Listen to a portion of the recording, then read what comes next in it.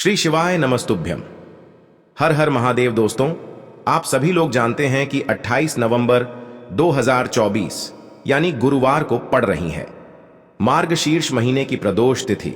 और दोस्तों, ये वो प्रदोष तिथि है जो मार्गशीर्ष महीने में पड़ने वाली सबसे बड़ी तिथि है, क्योंकि यह गुरुवार के दिन पड़ रही है और इस दिन प्रदोष व्रत भी रखा जाएगा और इसका बहुत ही बड़ा और विशेष महत्व होता है। पूज्य गुरु जी ने कहा है कि अगर कभी भी मौका लग जाए और मार्गशीर्ष महीने का प्रदोष व्रत गुरुवार को पड़ जाए तो आप लोगों को 11 चावल के दाने का उपाय तो अवश्य ही करना चाहिए। इन दोनों का संयोग बहुत ही कम आता है। इसी के साथ मैं गुरु जी ने अपनी शिव पुराण कथा में बताया है कि इस दिन आपको 11 चावल दाने का उपाय तो आपको अवश्य ही करना चाहिए, क्योंकि ऐसा दिन पूरे साल में सिर्फ एक ही बार आता है। और दोस्तों, आप सभी लोग जानते हो कि गुरु प्रदोष का अगर सबसे बड़ा कोई उपाय है तो वो 11 चावल के दाने वाला उपाय है। तो दोस्तों, इस प्रदोष के दिन आप लोगों को इस 11 चावल के दाने वाले उपाय को जरूर करना है। बहुत सारे लोग होंगे जिन लोगों ने इस उपाय को ना किया हो, मतलब पूरा साल निकल गया, उन्होंने किसी भी दिन इस 11 चावल के दाने वाले उपाय को ना किया हो। पर दोस्तों, आपके पास एक आखिरी मौका बचा हुआ है जो कि 28 नवंबर के दिन है। तो इस दिन आप लोगों को इस वाले उपाय को जरूर कर लेना है। भले ही आपने पूरे महीने भर इस उपाय को ना किया हो, पर अगर आपने इस मार्गशीर्ष महीने के प्रदोष व्रत के दिन अगर इस वाले उपाय को कर लिया तो आपको इस उपाय को करने का वो फल मिलेगा जिसकी आपने कभी कल्पना भी नहीं करी होगी। इसीलिए आप लोग इस वाले उपाय को एक बार जरूर कर लेना है, ताकि आप लोगों के हाथ से यह मौका ना जा सके और आपको इस उपाय को करने का फल मिल सके। दोस्तों, यह उपाय पंडित जी ने अपनी अभी की ही श्री शिव महापुराण की कथा में बताया है। जिस उपाय को आज हम आपको बहुत अच्छे से समझाने वाले हैं। इस वीडियो को देखने के बाद इस उपाय को समझने के लिए आपको कोई और वीडियो को देखने की जरूरत नहीं पड़ेगी।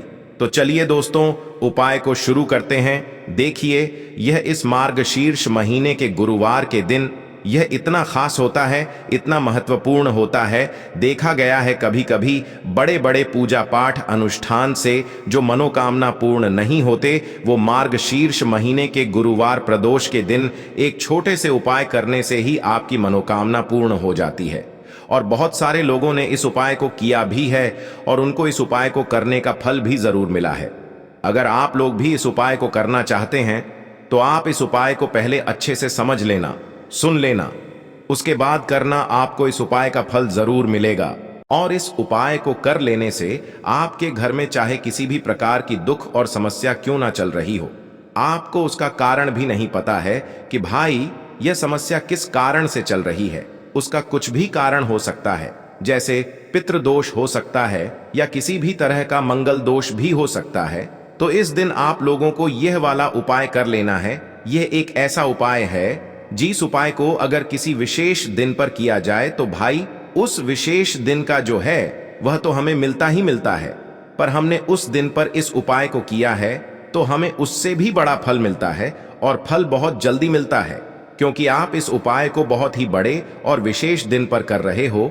तो चलिए अब उपाय के बारे में बात करते हैं, लेकिन उससे पहले आप लोगों को यह जानना आवश्यक है कि आखिर यह उपाय किस समय करना है, किसको करना है और कैसे करना है।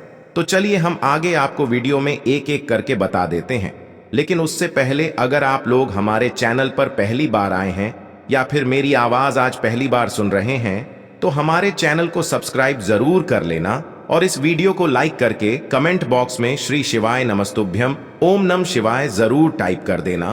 तो दोस्तों, इस 11 चावल के दाने वाले उपाय को हमें इस गुरुवार प्रदोष के दिन कैसे करना है, किसको करना है, किस समय करना है और कहां पर करना है, ये सारे सवालों के जवाब आपको इस वीडियो में मिल जाएंगे। और जो ये वीडियो देखेगा भाई, उसको 11 चावल के दाने वाला उपाय जरूर करना चाहिए, क्योंकि इस दिन एक चावल के दाने का भी बहुत ही बड़ा और विशेष महत्व होता है। और जब बात आ जाए 11 चावल के दाने की, तो ये सोने पे सुहागा वाली बात हो जाती है और ये एक बहुत ही बड़ा उपाय हो जाता है इस गुरुवार प्रदोष का।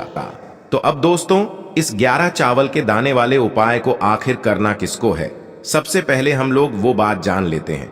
तो देखो, घर की जो बड़ी माताएं बहनें होती हैं उन माताओं बहनों में से कोई भी एक बड़ी माता बहन इस वाले उपाय को कर सकती है। और दोस्तों, अगर आप चाहें तो अपने घर में से सभी सदस्यों को भी इस उपाय को करवा सकते हैं।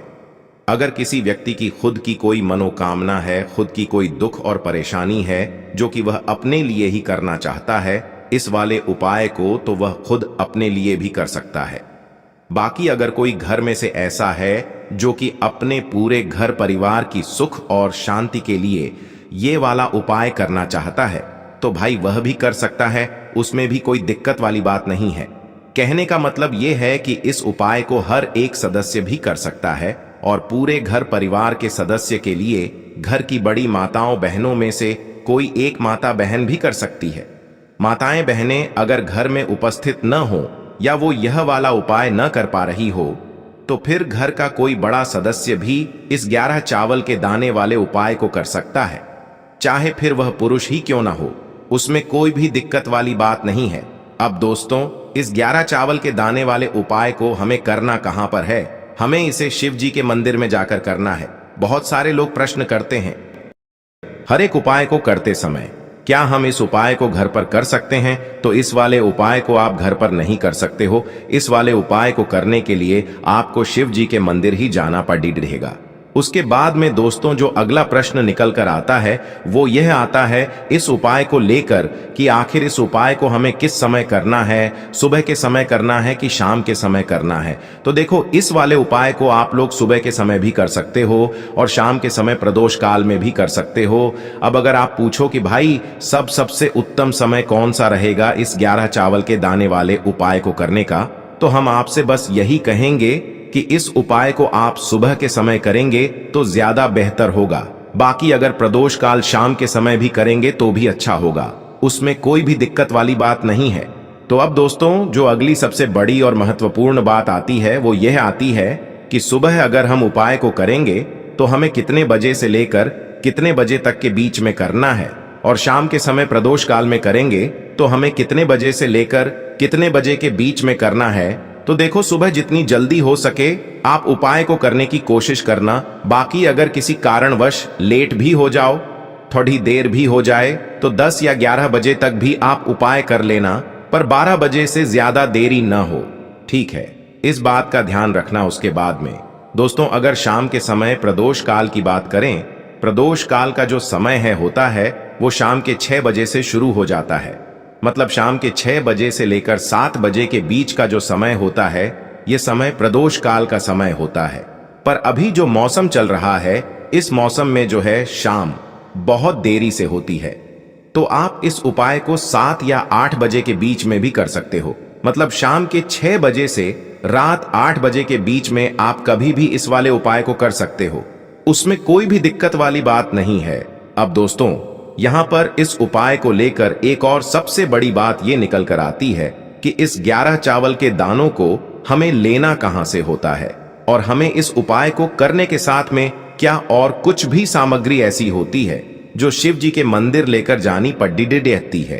तो देखो यहां पर हम आपको बता दें, सबसे पहले आप लोग ये जान लो कि यह जो 11 चावल के दाने वाला उपाय है, सिर्फ और सिर्फ आप उपाय की सामग्री लेकर कभी भी शिव जी के मंदिर मत जाना, क्योंकि हमें भगवान के सामने यह नहीं दर्शाना है कि अगर हम भगवान शिव जी के मंदिर आए हैं तो अपने फायदे के लिए आए हैं। तो इसलिए जो भी पूजन सामग्री है उपाय सामग्री है, 11 चावल के दाने, इसके साथ में आपको पूजन सामग्री भी जरूर लेकर जाना है। देखो, अगर सुबह के समय उपाय कर रहे हो तो सीधी सी बात है, 1 लोटा जल तो आप लेकर जाओगे ही जाओगे।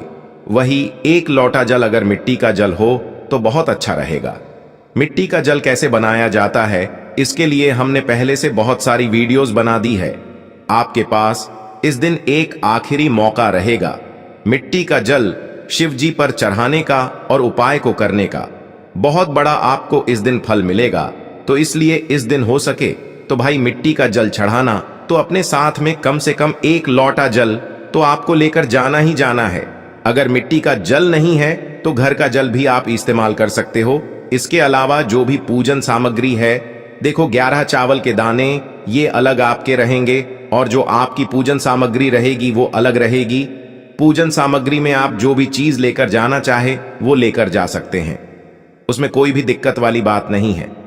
वहीं अगर हम बात करें शाम के समय की, तो शाम के समय शिव जी पर जल नहीं चढ़ता है। इसीलिए शाम के समय आप लोग एक दीपक तैयार कर लें, जो कि गोल बत्ती का आटे का शुद्ध देसी गाय का घी का होगा, है ना। इस बात का आप लोगों को ध्यान रखना है और इस दीपक को आपको घर से जलाकर नहीं लेकर जाना है, भगवान शिव जी के मंदिर में जाकर ही जलाना है।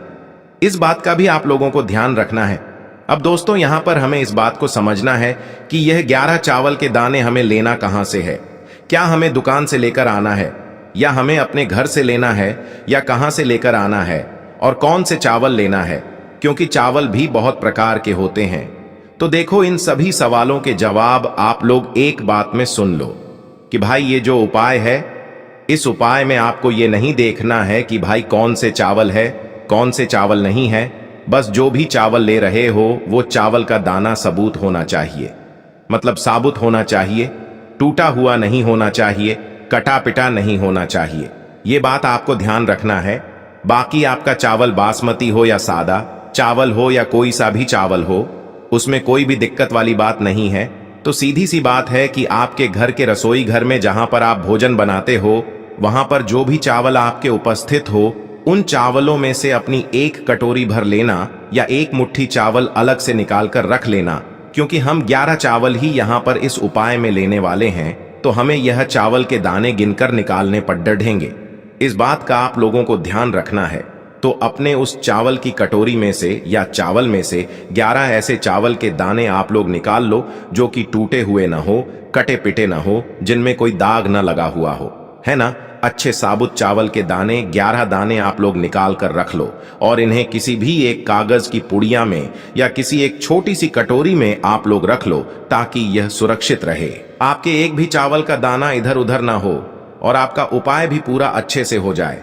तो भाई, जैसे ही आपका उपाय की जो सामग्री है, 11 चावल के दाने ये तैयार हो जाते हैं, उसके बाद मैं आपको जो भी अपनी पूजन सामग्री है, सुबह के समय कर रहे हो तो एक लोटा जल या पूजन सामग्री जो लेकर जाना चाहो उसकी भी तैयारी कर लेना।